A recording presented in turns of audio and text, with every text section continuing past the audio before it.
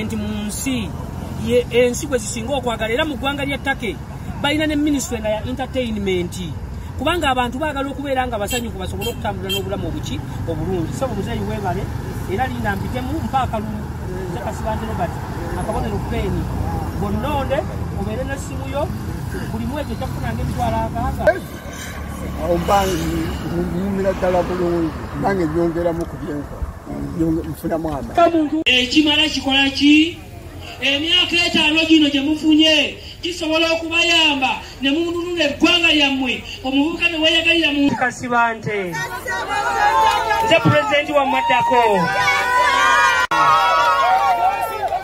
Ekibiina ekyabawejjere ekyaffe ababonyebonye ekyaffe ababonaabona ekibiina eky'omuntu ekimala kikola ki? Emyaka 5 gino gye mufunye kisobola okubayamba ne mununula eggwanga lyammwe.